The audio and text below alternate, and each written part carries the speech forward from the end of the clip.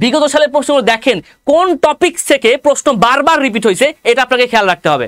45 day সময়, 45 দিন সময়, এই 45 দিন সময়টাকে আপনাকে কাজে লাগাইতে হবে।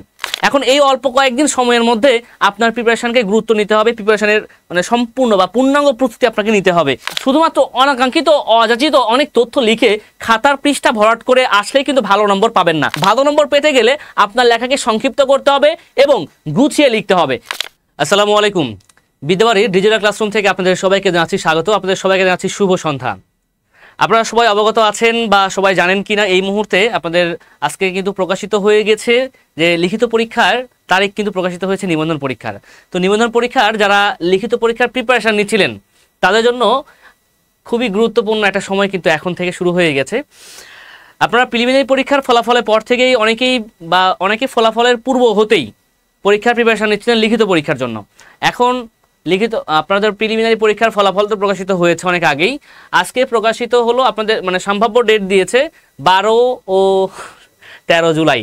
তো এই যে লিখিত পরীক্ষার সম্ভাব্য তারিখ প্রকাশিত হয়েছে, এই মুহূর্তে আপনাদের প্রস্তুতিটা ঠিক কেমন হওয়া প্রয়োজন এবং কেমন হওয়া উচিত, এবং এই মুহূর্ত থেকে আপনাদের প্রস্তুতির ক্ষেত্রে কোন কোন বিষয়গুলো গুরুত্ব রাখা উচিত এবং কোন কোন বিষয়গুলোকে এড়িয়ে চলা উচিত, এই যাবতীয় বিষয়গুলো নিয়ে কথা বলবো আজকে আমি।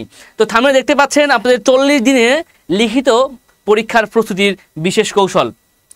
লিখিত পরীক্ষার ক্ষেত্রে একটা কথা বলতেই হয় যে এই যে অল্প কয়েকদিন সময় রয়েছে, এই অল্প কয়েকটা দিন আসলে ঠিক কতগুলো দিন হয় এবং কতগুলো ঘন্টায় পরিণত হয়, কতগুলো ঠিক মিনিট এবং কতগুলো সেকেন্ড, প্রত্যেকটা কিন্তু গুরুত্বপূর্ণ। দিন শেষে কিন্তু মাত্র গড়ে মোটের ওপরে দেখা যাচ্ছে টোটাল অ্যাভারেজ 45 ডে সময় রয়েছে। তো এই যে 45 ডে সময়, 45 দিন সময়, এই 45 দিন সময়টাকে আপনাকে কাজে লাগাইতে হবে। তো অনেকেই আজকে আমার সঙ্গে যুক্ত হয়ে যাবেন আশা করি, এবং আজকে যারা যুক্ত হয়ে যাচ্ছেন সবাইকে মেনশন করে দিন আজকের লাইভটি, অথবা লাইভটি শেয়ার করে দিন। আজকে খুবই গুরুত্বপূর্ণ কিছু বিষয় নিয়ে আপনাদের সঙ্গে কথা বলতে চলেছি। আমি আজকে সময় নষ্ট না করে ডিরেক্টলি চলে যাব আমাদের মূল আলোচনায়। চলুন আমাদের মূল আলোচনায়। আপনারা সবাই অবগত আছেন যে নিবন্ধন লিখিত পরীক্ষার তারিখ প্রকাশিত হয়েছে, এবং এই তারিখটা কবে সেটা কি সবাই জানেন? তো জেনে নিই আমরা এই তারিখটা। এই তারিখটা হচ্ছে পরীক্ষা 12 ও 13 জুলাই, অর্থাৎ আজকে মে মাসের 26 তারিখ। পরীক্ষা অনুষ্ঠিত হবে আপনাদের 12 ও 13 জুলাই, অর্থাৎ মাত্র কয়েকটা দিন সময় রয়েছে। জুন মাস পুরোটা পাচ্ছেন, এবং জুন মাসের পরেই কিন্তু জুলাই মাস 12 ও 13 তারিখ পরীক্ষা। এখন এই অল্প কয়েকদিন সময়ের মধ্যে আপনার প্রিপারেশনকে গুরুত্ব নিতে হবে, প্রিপারেশনের মানে সম্পূর্ণ বা পূর্ণাঙ্গ প্রস্তুতি আপনাকে নিতে হবে। কিভাবে নেবেন আপনি এই প্রস্তুতি? আমরা প্রস্তুতিতে সময় পাবেন গড়ে 40 দিন ধরে নিলাম, একটু বেশি পাচ্ছেন কিন্তু আমি ধরে নিচ্ছি আপনি সময় পাবেন 40 দিন। কেননা 40 দিন, আজকে 26 তারিখ, নর্মালটা রাফ হিসাব করে ফেলেন যে আজকে 26 মে আর পরীক্ষা হবে 12 জুলাই। তো নর্মাল রাফ হিসাব করেন, আমি এখানে মোটের ওপরে দেখা যাচ্ছে 46 দিন সময় পাই। 46 থেকে 47 দিন আমাদের সময় রয়েছে। এই 46 থেকে 47 দিনের মধ্যে একটা জিনিস খেয়াল করবেন, সামনে ঈদুল আজহা রয়েছে। ঈদুল আজহার ছুটিতে অনেকেই গ্রামে যাবেন, অনেকে পরিবারের সঙ্গে ভালো কিছু মুহূর্ত কাটাবেন। ওই সময়টা কিন্তু পড়াশোনার একটা গ্যাপ সবারই থেকে থাকে, আর ওই গ্যাপটাকে বাদ দিলে দেখা যাচ্ছে গড়ে আমরা 40 দিন সময় পাই। এই 40 দিন, প্রতিটা দিনের সময় কিন্তু প্রত্যেকটা দিনের গুরুত্ব কিন্তু অপরিসীম। আপনি লিখিত পরীক্ষার প্রস্তুতি হঠাৎ করে নিতে পারবেন না, অনেকে আগে থেকে নিচ্ছেন, অনেকেই হয়তোবা নেওয়া শুরু করেছেন। এই মুহূর্ত থেকে আপনাদের প্রিপারেশনের গুরুত্ব কিন্তু তাৎপর্য অনেক বেশি হওয়া উচিত। কেননা লিখিত পরীক্ষার ক্ষেত্রে কিছু কিছু বিষয় লক্ষণীয় যে আপনার লিখিত পরীক্ষার সর্বোচ্চ নম্বর পেতে হবে। এখন এই সর্বোচ্চ নম্বর প্রস্তুতির জন্য আপনাকে কিন্তু পূর্ণাঙ্গরূপে সিলেবাসটাকে সম্পূর্ণভাবে জানতে হবে, এবং পাশাপাশি একটা ভালো মানের বই আপনাকে ফলো করতে হবে। তো চলুন আমরা দ্রুত জেনে নিব আজকের এই লাইভ থেকে যে লিখিত পরীক্ষার প্রস্তুতির ক্ষেত্রে আমাদের করণীয় বা কৌশল কি। তো প্রশ্ন, স্যার 40 দিনে লিখিত পরীক্ষার পূর্ণাঙ্গ প্রস্তুতি কি সম্ভব? এই কোশ্চিনটা সবার মনের ভিতরেই দেখা যাচ্ছে যে উঁকি মারতে পারে, যে মাত্র 40 দিন, এই মাত্র 40 দিনে লিখিত পরীক্ষার পূর্ণাঙ্গ প্রস্তুতি কিভাবে সম্ভব? আমরা এই বিষয়টা নিয়েই কথা বলবো। 40 দিন যদি আপনি অ্যাভারেজ সময়টা আমি যদি একটু কম করে ধরি, কারণ যারা নিবন্ধন লিখিত পরীক্ষার প্রস্তুতি নিচ্ছেন তাদের বেশিরভাগই চাকরি প্রার্থী, দেখা যাচ্ছে কোনো প্রাইভেট জব করছেন বা ছোটোখাটো কোনো জব করছেন, অথবা একদম অনেক এরকম অনেকেই আছেন যারা হচ্ছে যে কোনো চাকরি করছেন না, বাট চাকরি না করলেও দেখা যাচ্ছে অ্যাভারেজ 2-3টা টিউশনি করান, টিউশনি করে নিজের লাইফটা লিড করেন। কারণ অনার্স বা মাস্টার্স শেষ করার পরে একদম বাবার হোটেলে বসে থেকে খাওয়া ছেলে মেয়ে বর্তমানে কিন্তু খুবই কম, কিছু না কিছু করে কিন্তু কেউ না কেউ নিজের লাইফটা লিড করছেন। তো সেক্ষেত্রে হয়ে যায় ব্যাপারটা যে কেউ হয়তো বা টিউশনি করায়, কেউ কোচিংয়ে ক্লাস নিয়ে থাকে, বিভিন্নভাবে নিজেকে ব্যস্ত রাখে। তো ফ্যাক্টটা হচ্ছে যে এখানে পূর্ণাঙ্গ রূপে যে প্রস্তুতি নেবে বাসায় বসে থেকে, এটা কিন্তু হয়ে ওঠে না। সময়টা খুবই গুরুত্বপূর্ণ এখানে। এই জন্য আপনাকে যদি বলি প্রতিদিন আপনাকে 10 ঘন্টা করে পড়তে পারবেন, অনেক ভাই বোনেরা দেখবেন যে পড়তে পারছেন না। কেন? যে স্যার আমার এত সময় আমি পাই না, আমাকে আমার লাইফ লিড করার জন্য টিউশনি করতে হয়, আমি একটা জব করি ছোটোখাটো, এই জবগুলোতে করতে হয়। তো ফ্যাক্ট, আপনি ঠিক কিভাবে পড়াশোনা করবেন, কত ঘন্টা পড়তে পারবেন, আপনি নিজে বাছাই করে নিন। আমি যদি অ্যাভারেজ ধরে নিই, আপনি এখানে মানে অ্যাভারেজ, আপনাকে যে পূর্ণাঙ্গ একদম পড়ে ফাটিয়ে ফেলতে হবে তা নয়, আপনাকে লক্ষ্য রাখেন আপনি এখানে অ্যাভারেজ 5 থেকে 6টা ঘন্টা সময় দেওয়ার চেষ্টা করতে হবে, এবং এই সময়টা আপনাকে দিতেই হবে।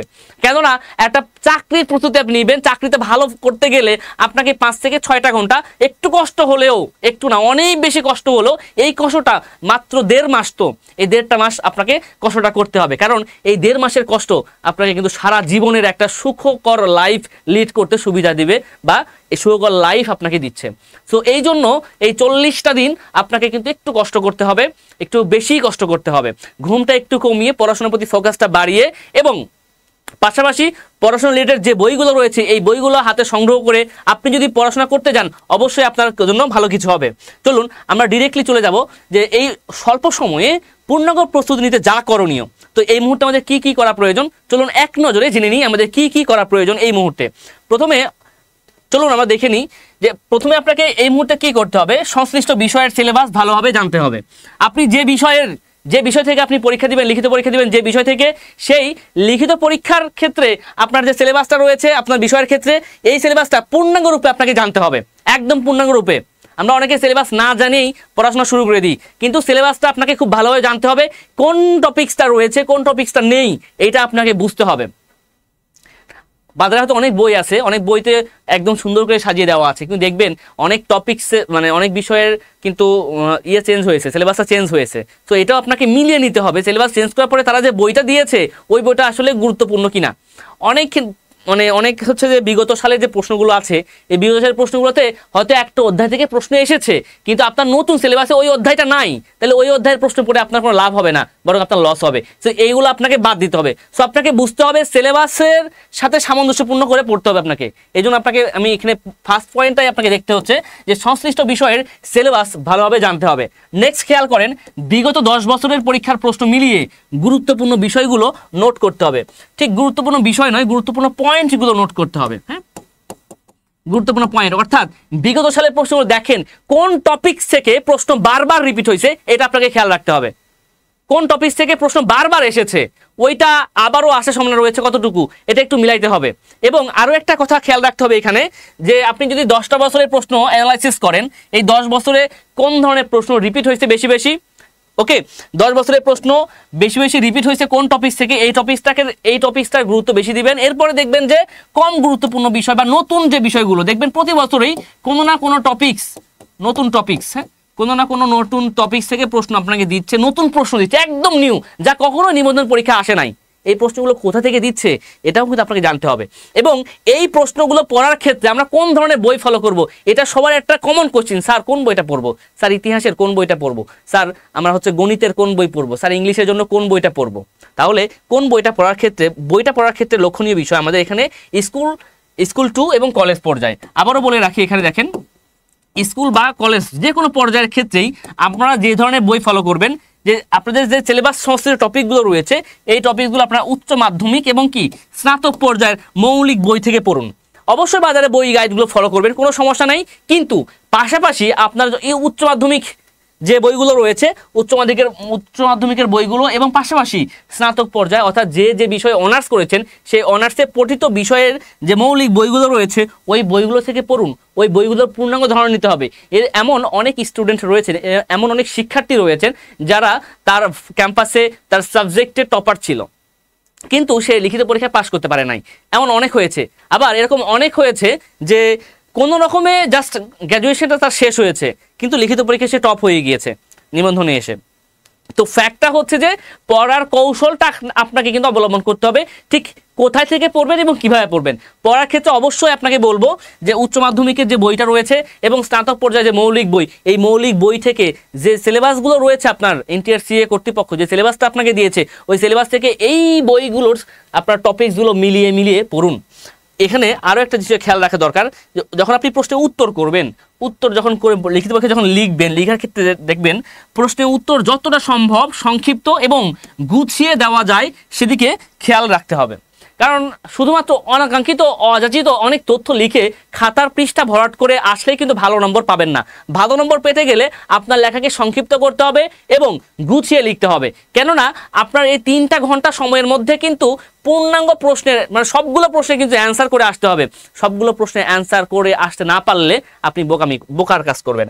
নির্দিষ্ট সময়ের মধ্যে সবগুলো প্রশ্নের উত্তর কিন্তু দিতে হবে আপনাকে। একটা প্রশ্নও ছেড়ে আসা যাবে না, সবগুলো প্রশ্নের উত্তরটাই লিখতে হবে। নেক্সট আমরা খেয়াল করি আর কি কি রয়েছে আমাদের পূর্ণাঙ্গ প্রস্তুতি নিতে, আমরা আর কি কি করণীয় রয়েছে একটু দেখে আসি। তথ্য বিষয়গুলোর ক্ষেত্রে বিগত হ্যান্ড নোট খুবই কার্যকরী। অর্থাৎ যারা যে সকল বড় ভাইয়েরা আগে পরীক্ষা দিয়েছেন, চাকরি পেয়েছেন, যদি সম্ভব হয় তাদের নোটগুলো সংগ্রহ করে নেওয়া, একটু শেয়ার করা যে ভাই আমি পরীক্ষা দিব, আপনার হ্যান্ড নোটগুলো আমাকে একটু দিন, বা যারা পরীক্ষা দিয়েছে তাদের কাছ থেকে সংগ্রহ করে না। এরকম যদি কেউ নাও থেকে থাকে তাহলে কি করবেন, আপনি নিজে নিজে এটা করবেন। হ্যাঁ, নিজেই হ্যান্ড নোট তৈরি করে পড়ুন। আপনি নিজেই নিজের হ্যান্ড নোট তৈরি করুন, নিজের হ্যান্ড নোট তৈরি করে আপনি এখানে নিয়ে আসবেন। আরেকটা খেয়াল রাখতে হবে যে দীর্ঘদিন ধরে লেখার কোনো চর্চা করা নাই, কারণ অনেকেই বিভিন্ন চাকরির প্রস্তুতি নিচ্ছেন শুধু এমসিকিউ নির্ভর, এমসিকিউ গোল্লা ভরাট করে চলে আসেন।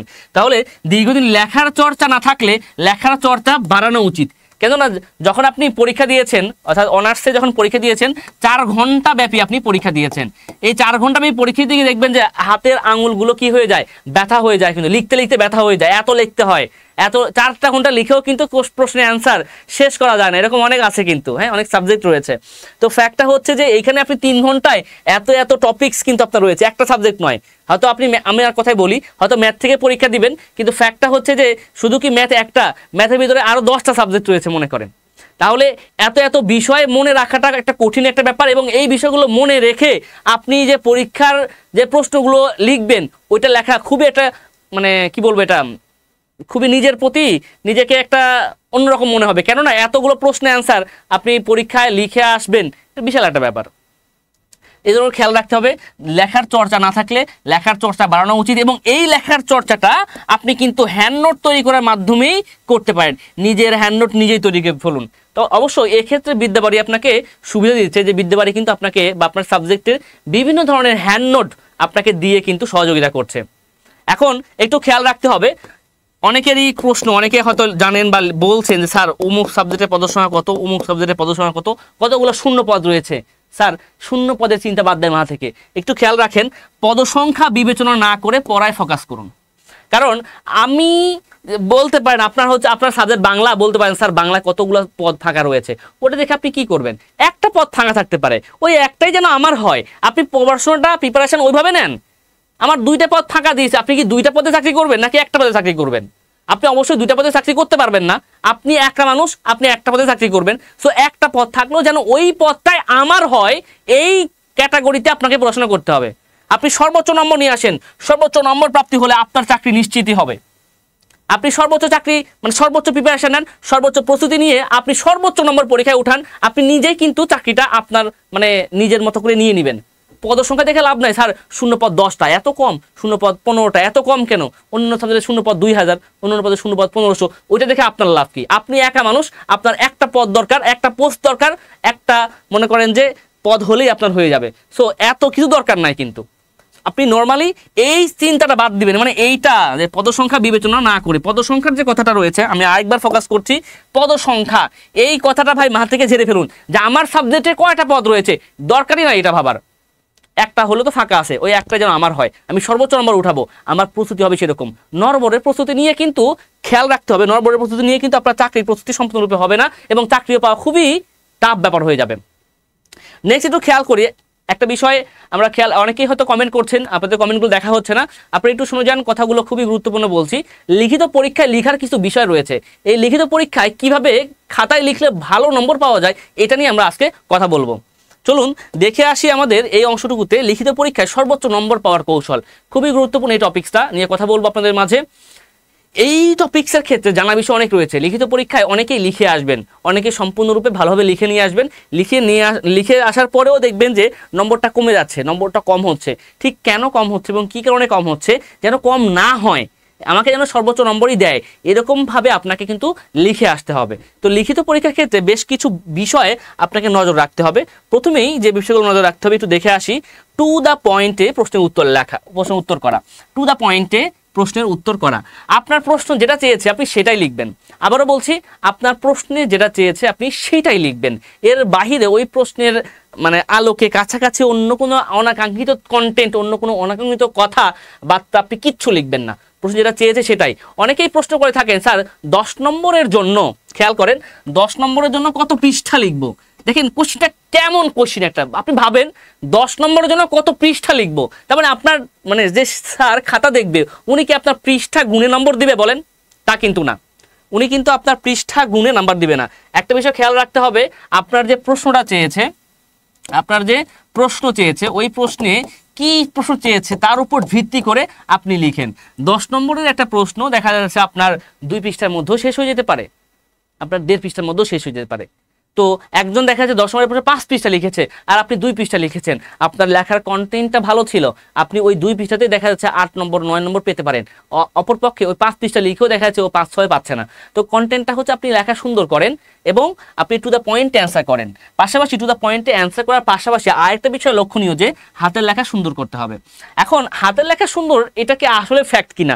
ফ্যাক্টটা হচ্ছে এইখানে, এই অংশটুকুতে, যে হাতের লেখা সুন্দর না, স্যার আমার হাতের লেখা খুবই খারাপ, স্যার আমার হাতের লেখা আমি নিজে পড়তে পারি না, স্যার কি পড়বে, এরকম অনেক আছেন। হ্যাঁ, ইভেন আমার হাতের লেখাও খারাপ। তো ফ্যাক্টটা হচ্ছে যে হাতের লেখা সুন্দর করলে মার্কস আপনি বেশি পাবেন। কিন্তু কথা আছে এখানে, আপনার একটা প্রশ্নের মনে করেন 5 নম্বর আছে, আপনি হাতের লেখা সুন্দর করেছেন এবং ভালো লাগছে স্যারের, স্যারের হয়তো 5-এ 5 দিবে, ওকে কি 5-এর মধ্যে 6 দিতে পারবে? স্যারের কি এই ক্ষমতা আছে বলেন? তাহলে কিন্তু ওই ক্ষমতা নাই যে 5-এর মধ্যে 6 দিয়ে দিবে। তাহলে কি করবে? স্যার তাকে সর্বোচ্চ নম্বরটা দিবে, 5-এর ভিতরে 5 দিবে। আপনার হাতের লেখা খারাপ, আপনাকে নম্বরটা কম দিতে 5-এর মধ্যে 4 দিবে। এখানে একটা ফ্যাক্ট আছে। তবে হাতের লেখা খারাপ থাকলে কি নম্বর কম দিবে তা নয়। হাতের লেখা যদি কারো সুন্দর না হয় তবুও ভয়ের কোনো কারণ নাই। আপনারা যে কাজটা করবেন, যাদের হাতের লেখা খারাপ তাদের জন্য বলছি, হ্যাঁ, যাদের হাতের লেখা খারাপ তাদের জন্য বলছি। হাতের লেখা খারাপ হলে করণীয় কি, আমি ছোট্ট পরিসরে যদি কথা বলি তাহলে লিখতে পারি। এখানে দেখেন, হাতের লেখা খারাপ হলে করণীয়,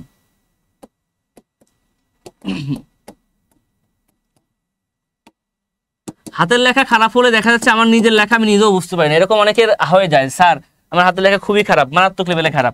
1 নম্বর পয়েন্টে মনে রাখবেন, হাতের লেখা খারাপ, এখন আপনি যা লিখছেন, হ্যাঁ, আপনি যা লিখছেন সেটি বুঝতে পারলেই হয়েছে। হ্যাঁ, সেটি যেন স্যার বুঝতে পারে।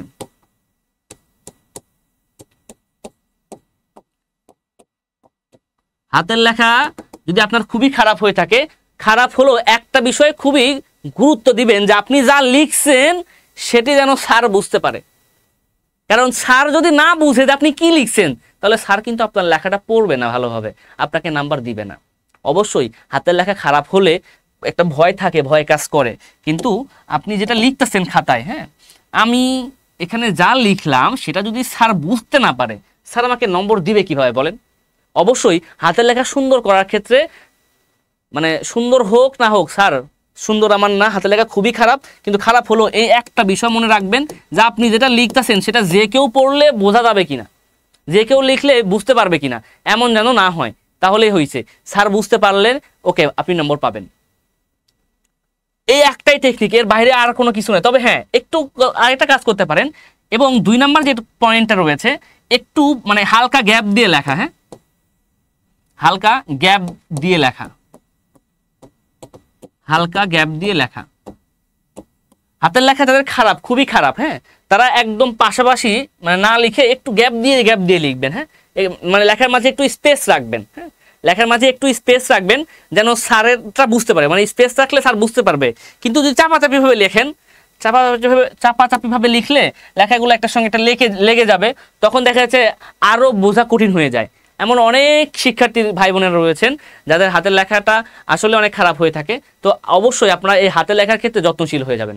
যত্নশীল হলে অবশ্যই আপনার জন্য ভালো হবে। এই দুটা পয়েন্ট আপনারা মাথায় রাখবেন। 3 নম্বর পয়েন্টে খেয়াল করেন, এটা কিন্তু আপনাকে অবশ্যই ভালো নম্বর পেতে সহযোগিতা করবে। নির্দিষ্ট সময়ে সকল প্রশ্নের উত্তর করা। সময় তো 3 ঘন্টা, পরীক্ষার সময় কত ঘন্টা? 3 ঘন্টা। এই 3 ঘন্টা সময়ের মধ্যে আপনাকে যতগুলো প্রশ্নের অ্যান্সার করতে বলা হয়েছে সবগুলো প্রশ্নের অ্যান্সার কিন্তু আপনাকে করতে হবে।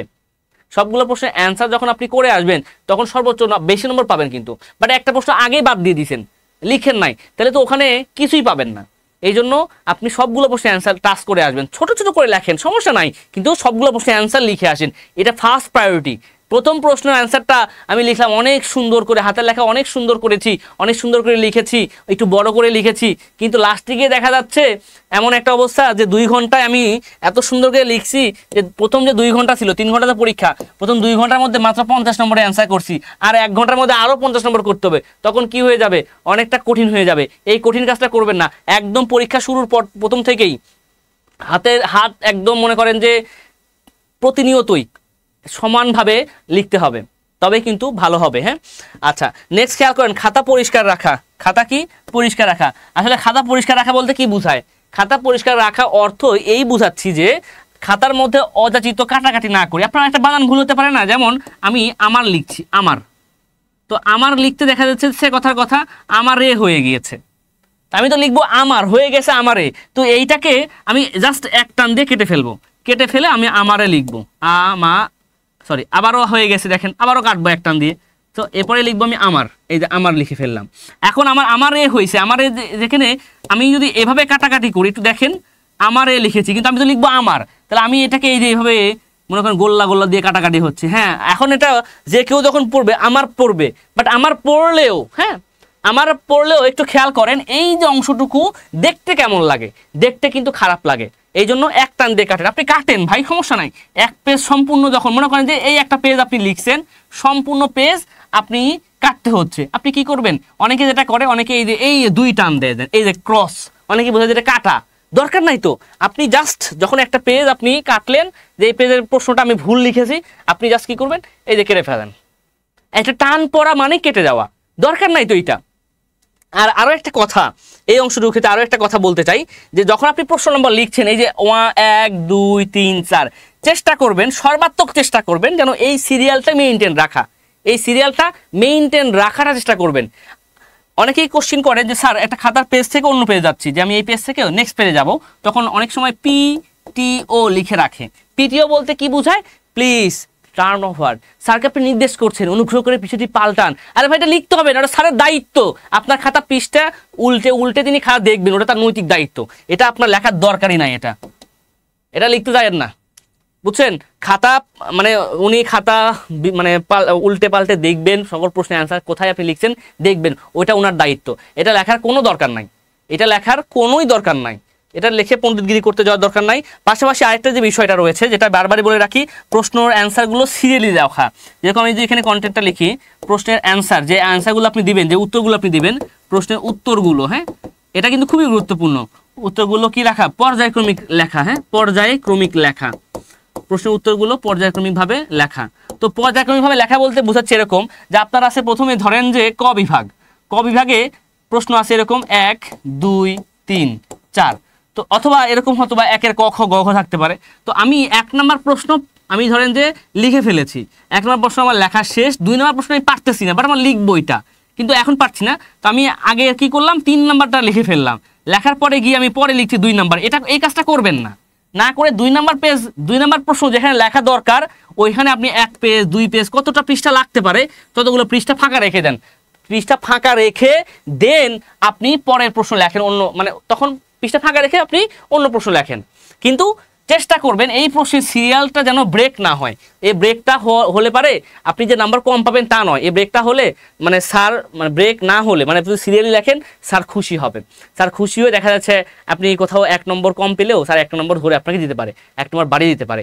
এই জন্য এই কথাগুলো বলা, যে অবশ্যই চেষ্টা করবেন একদম সিরিয়াল বাই সিরিয়াল লেখার চেষ্টা করবেন। পাশাপাশি একটু খেয়াল করবো আমরা যে আর কি করা যেতে পারে পরীক্ষার ক্ষেত্রে। হ্যাঁ, একটা জিনিস খেয়াল করবেন, এটা খুবই গুরুত্বপূর্ণ, 3টা পয়েন্ট লেখা আছে এখানে।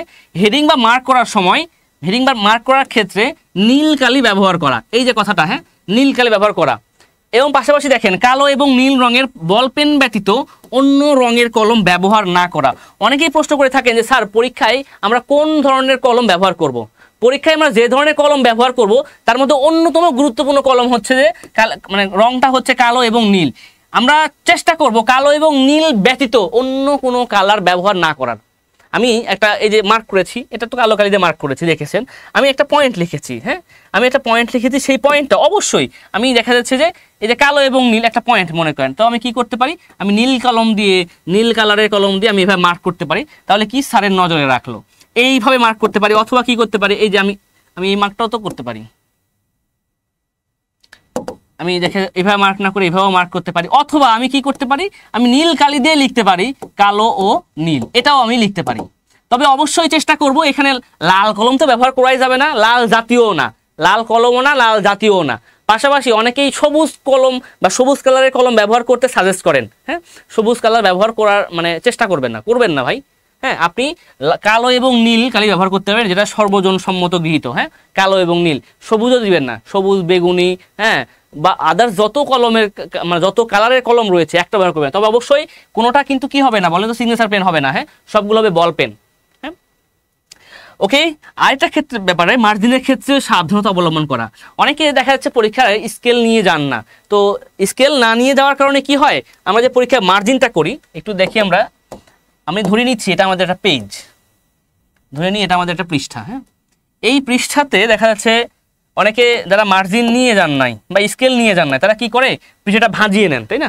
আমরা কি কাজটা করি, আমরা যখন স্কেল নিয়ে যাই না তখন অনেকে কি করি, এই যে আমরা ভাঁজিয়ে নিই, যে এভাবে ভাঁজিয়ে নিই না, এই যে ভাঁজিয়ে নিলাম, নিয়ে কি করি এখানে ভর দিয়ে একদম সুন্দর একটা টান দিয়ে দিই, খাতাটাও ভাঁজ হয়ে থাকে, খাতাটাও কি ঘাজ হয়ে থাকে না বলেন। অথবা আবার এটার পরে কি করি, আবার এই যে এই পাশটাতে আবার ভাঁজ দিই, হ্যাঁ, এ পাশে আবার ভাঁজ দিই, কিন্তু ভাঁজ দিয়ে থাকি কিন্তু। তো এই যে ভাঁজটা দিই না, আপনি ভাঁজ দিতে পারেন, কোনো সমস্যা নাই, কিন্তু ভাঁজ দিন এবার রেখে দেখে ভাঁজ দেন, কিন্তু ভাঁজ দিয়ে যখন আপনি এভাবে এই যে টান দিয়ে দিবেন না তখন দাগটা পড়ে, ওইটা খারাপ দেখায়, হ্যাঁ। এই যে দেখেন উঁচু থাকে, দরকারই কি আপনি একটা স্কেল নিয়ে যাবেন স্যার, আপনি একটা স্কেল নিয়ে যাবেন, নিজে জায়গা দিবেন, এটা বেটার। আর মার্জিনে অনেকে কালো কালি ব্যবহার করে, যে ডিরেক্টলি কালো কালি দেয়, তো মার্জিনে কালো কালি আপনি দিতে পারেন, কোনো সমস্যা নাই, আবারও বলছি কোনো সমস্যা নাই। তবে অনেকে পেন্সিল ব্যবহার করেন, হ্যাঁ, তো পেন্সিল ব্যবহার করতে পারেন বা কালো কালি ব্যবহার করতে পারেন। তবে এইখানে আপনি চেষ্টা করবেন যে কোনো রঙিন কলম ব্যবহার না করার, যেরকম নীল কালি ব্যবহার কথা বললাম, নীল কালি ব্যবহার না করার চেষ্টা করবেন আপনি সর্বোচ্চ কালি। তবে হ্যাঁ, আপনি অতিরিক্ত মাত্রায় কিন্তু এই যে এখানে দেখেন বেশ কিছু মানে 2-3 লাইন লেখা যাবে এমন কিন্তু ফাঁকা রাখা হয়েছে, এতটা ফাঁকা রাখবেন না, সর্বোচ্চ 1 ইঞ্চি ফাঁকা রাখবেন, হ্যাঁ, মানে ফাঁকাটা খুব বেশি রাখবেন না। এই যে এখানে আমি খাতা, এটা মনে করেন খাতার এই প্রান্ত থেকে যখন আপনি মার্জিনটা টানবেন তখন ফ্যাক্টর জন্য খুবই কম সংখ্যক যেন ফাঁকা থাকে, হ্যাঁ। এখন কথা হচ্ছে মার্জিন টানার পরে অনেকে যে কাজটা করে, আমি মার্জিন টেনে নিলাম, এখানে মার্জিন টানার পরে অনেকে কি করে, এই যে এখানে লেখে 1 নাম্বার দিয়ে এখানে দিচ্ছে ক, 1-এর ক, উত্তরটা হচ্ছে এরকম। এটা করা যাবে না, এভাবে লেখা যাবে না। এভাবে লিখলে মার্জিনের বাইরে আপনি কোনো কিছু লিখলে সেটা কাউন্ট হবে না, স্যার দেখবে শুধু ক নাম্বার, এটা কতর ক, 1-এর ক নাকি 2-এর ক, এটা কিন্তু বোঝা কঠিন ব্যাপার। এই বিষয়গুলো কিন্তু গুরুত্ব দিতে হবে, কারণ কি ছোট ছোট ভুলগুলো কিন্তু আমাদের লাইফটাকে এবং আমাদের ক্যারিয়ারটাকে নষ্ট করে দিবে। অনেকেই দেখেন যারা নিবন্ধন প্রিলিমিনারি পরীক্ষা দিয়েছেন, ছোটোখাটো কিছু ভুলের কারণে রেজাল্ট কিন্তু আসে নাই, অনেকে আফসোস করে, স্যার আমি 60 পাবো, স্যার আমি 50+ পাবো, তবুও আমার কেন আসে নাই, হয়তো ছোটোখাটো কোনো ভুল ছিল। তো লিখিত পরীক্ষায় যারা হচ্ছে প্রিলিমিনারি পরীক্ষা উত্তীর্ণ হয়েছেন, লিখিত পরীক্ষা দিবেন, লিখিত পরীক্ষায় যেন কারো ছোটোখাটো কোনো রকম ভুল না হয়, এটা কিন্তু গুরুত্ব রাখতে হবে, হ্যাঁ। এই জন্য এইখানে কোনো নম্বর আপনি লিখতে পারবেন না। আপনি অনেকে যে কাজটা করেন দেখেন, নম্বর লেখার ক্ষেত্রে আমি কিভাবে অ্যান্সার করতে পারি, অনেকেই এটা ভুলটা করে। আমি দেখাচ্ছি 1 নং প্রশ্নের অ্যান্সার লিখি, 1 নং, দেখেন 1 নং প্রশ্নের উত্তর আমি লিখছি, 1 নং প্রশ্নের উত্তর। এটা লেখার পরে এখন এটা তো লাল কালি দিয়ে লিখবো না, কালো কালি দিয়ে লিখবো, কালো কালি দিয়ে লিখবেন, লিখার পরে একটা দেখাচ্ছে নীল কালি দিয়ে আপনি এখানে আন্ডারলাইন করে দিতে পারেন, হ্যাঁ। 1 নং প্রশ্নের উত্তর। এখন 1 নংয়ে যদি কোনো রকম ক খ গ ঘ না থাকে আপনি ওটাই রেখে দিবেন, কিন্তু ক আছে তাহলে কি করবেন, 1 নং প্রশ্নের উত্তর এই যে এখানে লিখে দিবেন ক, ব্যাস, তখন স্যার বুঝবে 1 নংয়ের ক মানে 1-এর ক এর উত্তর আপনি লিখেছেন, এভাবে আপনি উত্তরটা লিখে ফেললেন। ওকে, এখন অনেকে যে আরেকটা কাজ করতে পারে, আরেকটা কি কাজ, এখানে আরেকটা যে কাজটা করা যায়, এখানে অনেকে এভাবে লেখে 1-এর ক নং প্রশ্নের উত্তর, ওকে। এটা লেখার পরে আপনি দেখাচ্ছে এখানে এই আন্ডারলাইনও করতে পারেন এভাবে, অথবা দেখা যাচ্ছে যে এই যে ডাবল দাগ দিতে পারেন, হ্যাঁ, ডাবল দাগ দিতে পারেন, অথবা কি করতে পারেন, আমি এখানে সুন্দর একটা বক্স করে দিতে পারেন, এটা আপনার ইচ্ছা। কিন্তু দেখেন আপনি এই টানটা দিতে আপনার সময় লাগবে না, বাট এই যে এইভাবে বক্স করে দিতে আপনার সময়টা কিন্তু ব্যয় হবে। তো সময় ব্যয় করা যাবে না, কারণ আপনাকে অনেক প্রশ্নের অ্যান্সার লিখতে হবে। হ্যাঁ, আপনাকে অনেক প্রশ্নের অ্যান্সার দুটাই লিখতে পারেন, এটাও লিখতে পারেন, এটাও লিখতে পারেন। হ্যাঁ, তো আপনাকে সম্পূর্ণ মানে 3টা ঘন্টায় কিন্তু পূর্ণাঙ্গ প্রশ্নের অ্যান্সার আপনাকে করে আসতে হবে, যার জন্য খেয়াল রাখতে হবে যে কোনোভাবেই যেন আমার একটা প্রশ্ন মিস না হয়ে আসে। একটা প্রশ্ন মিস হয়ে আসছে 5 নম্বর বা 10 নম্বর আমি টাচই করলাম না, তার মানে কি 100 নম্বরের মধ্যে আমি অ্যান্সার করলাম 90 বা 95, তার মানে আমি কিন্তু আগে থেকেই একটু মাইনাস খেয়ে আসি, তাই না বলেন? আমি কিন্তু আগে থেকেই কি মাইনাস খেয়ে আসি। সো কোনোভাবেই আপনি ওখানে অ্যান্সার করেন, আপনি যদি নাও পারেন কিছু লেখার চেষ্টা করেন, আপনি কিন্তু 2 মার্কস 3 মার্কস কিন্তু পাবেন, একটু হলেও এগিয়ে যাবেন। যে লেখেই নাই তাকে তো মার্কস দেওয়ার সুযোগই নাই, কিন্তু যে লিখছে কিছু না কিছু লিখছে, তার মানে কিছু না কিছু নম্বর কিন্তু সে পাবে। এই জন্য চেষ্টা করবেন সকল প্রশ্নের অ্যান্সার লিখে আসার চেষ্টা করবেন, মানে কোনো প্রশ্নে অ্যান্সার না লিখে আসবেন না। আবারও বলছি, কোনো প্রশ্নের অ্যান্সার কেউ না লিখে আসবেনই না, এই অংশগুলো খেয়াল রাখতে হবে। হ্যাঁ, তাহলে মার্জিনের ক্ষেত্রে ওগুলো দেখলাম। আমি আরেকটা কথা বলতে চাই, আরও একটা বিষয় আমি আপনাদের মানে বুঝতে চাই। হ্যাঁ, একটু আমি যদি বলে রাখি, আমি তো ম্যাথ পড়ে থাকি, ম্যাথের বিষয়গুলো নিয়ে কিছু কথা বলবো আপনাদেরকে। হ্যাঁ, যদিও অন্যান্য সাবজেক্টের জন্য ব্যাপারটা না, ম্যাথমেটিক্সের বিষয় নিয়ে আমি আপনাদের সাথে কিছু কথা বলবো। আমি যদি একটু চলে আসি, আমি ম্যাথের পিডিএফটা নিচ্ছি। যারা কলেজ পর্যায়ে ক্লাস করেছেন আমার, তারা এটা খুব ভালো বলতে পারবেন, যারা কলেজ পর্যায়ে ক্লাস করেছেন।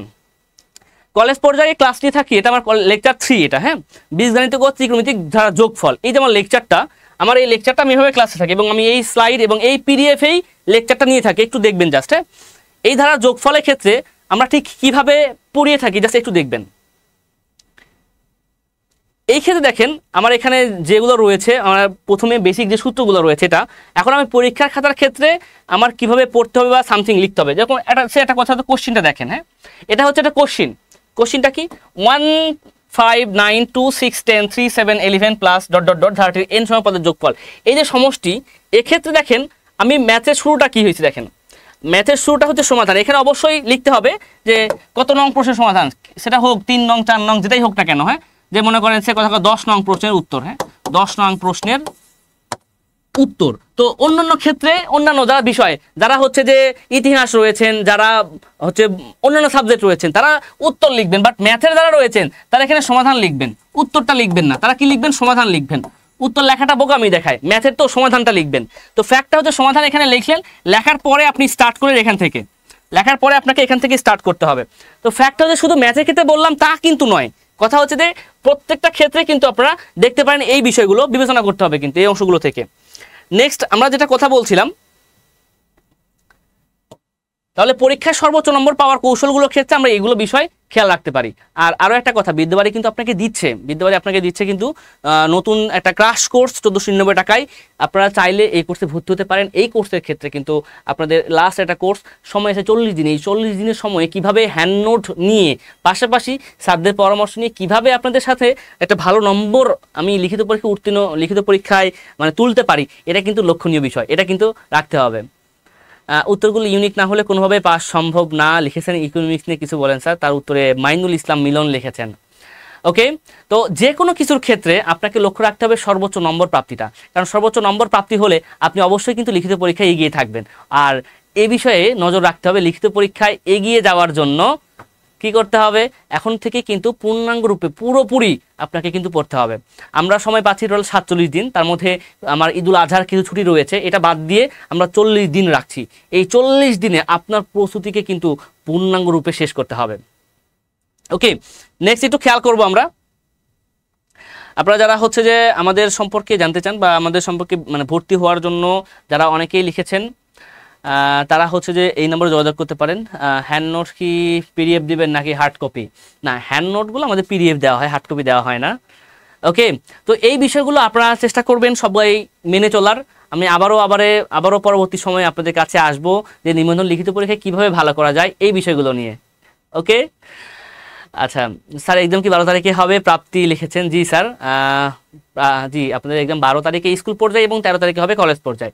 এই দুটো বিষয় কিন্তু খেয়াল রাখতে হবে, মানে 12 তারিখ হচ্ছে স্কুল পর্যায়ে এবং 13 তারিখ হবে কলেজ পর্যায়ে। যেহেতু তারিখটা প্রকাশিত হয়ে গেছে, এদিকে খেয়াল রাখতে হবে।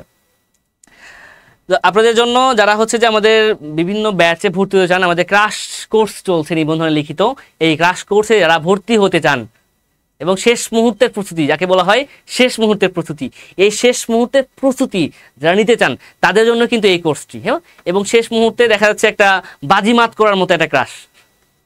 ওকে, বাজিমাত যদি করতে চান তাহলে কিন্তু আপনার জন্য এই ব্যাচ বা এই কোর্স, হ্যাঁ আপনার সাবজেক্টের কোর্সটি আপনি ভর্তি হতে পারেন। স্কুল পর্যায়ে 2 নিয়ে কিছু বলেন, HM কামরুজ্জামান মিয়া লিখেছেন। স্কুল পর্যায়ে 2 নিয়ে বলার মতো বলতে, স্কুল পর্যায়ে 2তে আপনার হচ্ছে যে আমাদের যে 50, 50, 100 নম্বরের পরীক্ষা হয় স্কুল পর্যায়ে 2তে। স্কুল পর্যায়ে 2তে পূর্ণাঙ্গ নম্বর কত? বাংলা 50, যদি কথা বলি এখান থেকে দেখেন, বাংলা হচ্ছে যে 50 নম্বর এবং ইংরেজি 50 নম্বর। এই 100 নম্বরে কিন্তু পরীক্ষা হবে এবং এখানে কিন্তু পদসংখ্যা যে অনেক বেশি তা কিন্তু নয়। এই 100 নম্বরের মধ্যে কিন্তু আপনাকে লক্ষ্য রাখতে হবে, এখানে নম্বর তোলা কিন্তু খুবই টাফ একটা ব্যাপার। আপনাকে এখানে 60+ আনতেই হবে। হ্যাঁ, 60+ তো আনতেই হবে। তবে চাকরি নিশ্চিত করার জন্য আপনাকে অবশ্যই 70+- কাছাকাছি থাকতে হবে, 70+ রাখতে হবে চাকরি নিশ্চিত করার জন্য। ওকে, আচ্ছা, যারা হচ্ছে যে এমন কেউ কি আছেন কিনা যে আমাদের এখানে কোর্স করছেন, বিশেষ আমি তো ম্যাথমেটিক্স কলেজ পর্যায়ে ক্লাস নিয়ে থাকি, তো কলেজ পর্যায়ে আমি আশা করি যে কারো কোনো প্রশ্ন বা কারো কোনো আবদার কমপ্লেন থাকার কথা না। এই কারণে আমাদের প্রত্যেকটা ব্যাচের স্টুডেন্ট কোনো না কোনো কমপ্লেন আছে, স্যার এটা ভালো না ওটা ভালো না, এটা স্বাভাবিক, এটা আমাদের হয়ে থাকে, ভুল ত্রুটিগুলো মিস্টেক হয়েই থাকে। কারণ নিবন্ধন কোর্স কোনো মানে অন্যান্য যে কোর্সগুলো যেরকম 11 থেকে 20তম গ্রেডের কোর্স বা BCS এর কোর্স, এই কোর্সগুলো সচরাচর একদম টানা কোর্স হলেও হ্যাঁ নিবন্ধন কোর্সটা কিন্তু ইউনিক একটা কোর্স, এটা হঠাৎ করে নিয়ে আসা। তো এই ক্ষেত্রেও কিন্তু সবাই ওরকমভাবে পারদর্শী নয়। তবে একটা বিষয়, যারা গণিত কলেজ পর্যায়ে ক্লাস করছেন, আমার সাবজেক্ট যেটা আমি বলছি আর কি, কলেজ পর্যায়ে যারা ক্লাস করছে তাদের জন্য কিন্তু আলাদাভাবেই মানে আমি টেক কেয়ার করি। প্লাস শুধু আমি না, এখানে শুধু আমার কথাই বলছি না, এখানে যতগুলো টিচার রয়েছে প্রত্যেকটা টিচারই কিন্তু অনেক ডেডিকেটেড নিয়ে আপনাদেরকে পড়ানো ট্রাই করে। ওকে, সো এক্ষেত্রে আপনার সাফল্যের ক্ষেত্রে আপনি অবশ্যই স্মরণ রাখবেন। তবে একটা কথা কি, যে আপনার 1 দিন 2 দিনের কোনো কিছু দিয়ে কিন্তু পড়া হয় না, বা যে আমি 7 দিন পড়লাম 10 দিন পরে চাকরি প্রিপারেশন বেড়ে কিন্তু হয় না। এখনও আপনার হচ্ছে যে 40 দিন প্লাস সময় রয়েছে। এই 40 দিন প্লাস আপনি যদি সময়গুলোকে ভালোভাবে কাজে লাগান তাহলে অবশ্যই কিন্তু আপনার জন্য ভালো কিছু হবে। ওকে, কারো যদি কোনো কোশ্চেন থাকে আপনাদের কমেন্ট থেকেই কোনো প্রশ্ন নিয়ে আমি কথা বলতে পারি। যদি কারো কমেন্ট থাকে, আমাকে যদি প্রশ্ন করার মতো যদি কোনো প্রশ্ন থাকে, আপনাদের কমেন্টগুলো নিয়েই আপনাদের প্রশ্নের অ্যান্সার আমি দিতে রাজি আছি। যদি কারো প্রশ্ন থাকে আপনারা কমেন্ট করে থাকুন। হ্যাঁ, গণিত কলেজে কি বই পড়তে হবে? কলেজে বই বলতে কি, কলেজে বেশ কিছু বই রয়েছে। তিতাস পাবলিকেশনের বই পড়তে পারেন সায়েন্স ভিউ পাবলিকেশনের, পড়তে পারেন দিগদর্শন বইয়ের, যে কোনো একটা পড়তে পারেন। তবে আমি যে হ্যান্ড নোটটা দিয়ে থাকি, আমার হ্যান্ড নোটগুলো একটু ইউনিক করার চেষ্টা করি। হ্যাঁ স্যার, পরীক্ষা লেখার সময় কি অক্ষরের মাত্রা ঠিক রাখা জরুরি? মাত্রা আসলে কতজন ঠিক থাকে এটা নট ফ্যাক্ট। স্যার, গণিতে কত নম্বর পেলে টিকার সম্ভাবনা আছে স্কুল ও কলেজ দুটোতেই? স্কুলে টিকতে গেলে একটু বেশি নম্বর লাগে। হ্যাঁ, স্কুলে টিকতে গেলে দেখা যাচ্ছে আপনাকে অবশ্যই লক্ষ্য রাখতে ভালো নম্বর লাগবে। স্কুলে সবাই ভালো নম্বর পায়, স্কুলে অনেক বেশি পরীক্ষা দেয়। হ্যাঁ, কলেজ পর্যায়ে গতবার তো 55+ হয়ে গিয়েছে, এবার হয়তো বা একটু বেশি নম্বর লাগবে। এক্ষেত্রে আপনার দেখা যাচ্ছে এবার 65 টার্গেট রাখতে হবে। হ্যাঁ, 65± এরকম নম্বর লাগবে কলেজ পর্যায়ে টিকতে গেলে। বিগত সালের প্রশ্ন বাদ দিয়ে কি পড়বো স্যার? বিগত প্রশ্ন বাদ দিয়েও নতুন নতুন প্রশ্ন পড়তে হবে, মূল বিষয়টা কনসেপ্ট জানতে হবে। হ্যাঁ, মূল কনসেপ্ট জেনে পড়তে হবে। স্যার, রিটেন কোথায় হয়? রিটেন হবে আপনি যে এখানে পরীক্ষার কেন্দ্র সিলেক্ট করেছেন সেখানেই পরীক্ষা হবে রিটেন। হ্যাঁ, কোর্স সম্পর্কে বিস্তারিত জানতে বা আচ্ছা আচ্ছা, আপনারা কোর্স সম্পর্কে বিস্তারিত জানার জন্য, এই যে যারা জানতে চাচ্ছেন তারা বিস্তারিত জানার জন্য আমাদের এই সকল নম্বরগুলোতে কি করবেন, যোগাযোগ করেন। আমার নম্বরগুলোতে হোয়াটসঅ্যাপ করেন, SMS করে রাখেন। আপনাকে আমাদের যারা এখানে রয়েছে তারা আপনাকে সময় করে আপনাকে ফোন করবে, আপনাকে টেক্সট করবে। ওকে, তো আজকে আর কথা বলছি না, আজকে এখানে বিদায় নিব। দেখা হবে পরবর্তী সময় ইনশাল্লাহ। সবাই ভালো থাকবেন, সুস্থ থাকবেন। আল্লাহ হাফেজ।